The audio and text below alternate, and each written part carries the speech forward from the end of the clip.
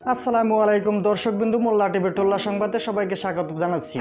দর্শক, আপনারা দেখছেন আসমানে অবস্থিত মহাসাগরের তল থেকে সম্প্রচারিত দেশের একমাত্র টিভি চ্যানেল, যেটা বিশ্বের সমস্ত স্যাটেলাইট গুলো ফাঁকি দিয়ে আপনাদেরকে একগাল হাসানোর উদ্দেশ্যে দুর্গন্ধের চেয়ে দ্রুত গতিতে সমস্ত বাসি পচা খবরগুলো নিজ স্বার্থে আপনাদের কানের গোড়ায় পৌঁছে দিচ্ছে।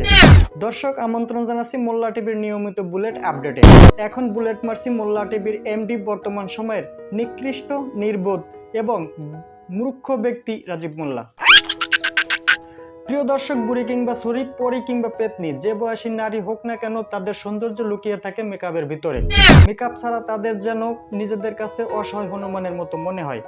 মেকআপ ছাড়া বেচারা স্বামী বাড়ি ফিরলে শুধু মুখে নয়, শুরু হয়ে যায় বেলুন খুন্তির মাধ্যমে। তাই তো এই দিনগুলো লাভজনক ব্যবসার সাথে জড়াতে চায় বেশিরভাগ নির্লজ্জ পুরুষগুলো।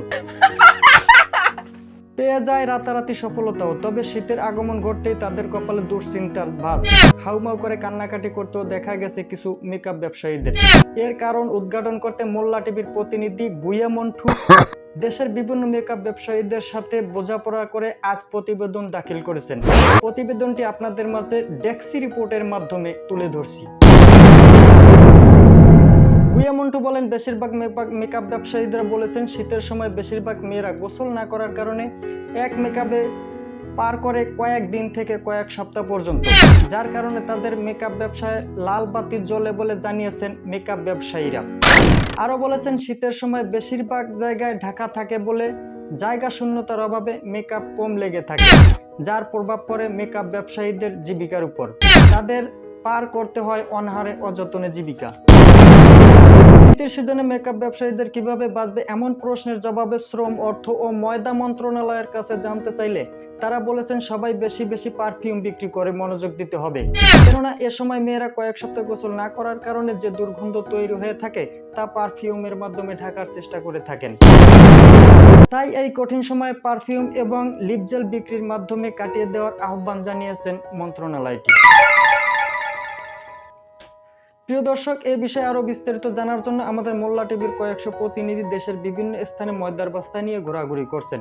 বিস্তারিত জানতে হলে কয়েকদিন গোসল না করে মোল্লা টিভি সাবস্ক্রাইব, ফলো করে যুক্ত হয়ে থাকার আমন্ত্রণ জানিয়েছেন মোল্লা টিভি কর্তৃপক্ষ। প্রিয় দর্শক, আপনাদের কাছে যদি বুইয়া মন্টুর এই প্রতিবেদনটি গ্রহণযোগ্য মনে হয়, তাহলে তাকে খুশি করার জন্য লাইক, হাদিয়া দেওয়ার জন্য কমেন্টস এবং মেকআপের অভাবে হারিয়ে যাওয়া তার প্রেমিকের কাছে প্রতিবেদনটি পৌঁছে দেওয়ার জন্য শেয়ার করার অনুরোধ জানিয়েছেন বুইয়া মন্টু নিজেই। দর্শক, আজকের মতো শেষ করছি গুরুত্বপূর্ণ বুলেটটি। পরবর্তী বুলেট কোন বিষয়ে মারবো সেই টেনশনে আছি। আপনারা কোন কোন বিষয়ে বুলেট পেতে চান অনুগ্রহ করে মোল্লা টিভির কমেন্ট বক্সে জানাবেন। ভালো থাকুন, সুস্থ থাকুন, একে অপরকে বাস দিতে শিখুন। ধন্যবাদ আপনাদেরকে এতক্ষণ গাল পাক করে মোল্লা টিভির বুলেটগুলো গেলার জন্য।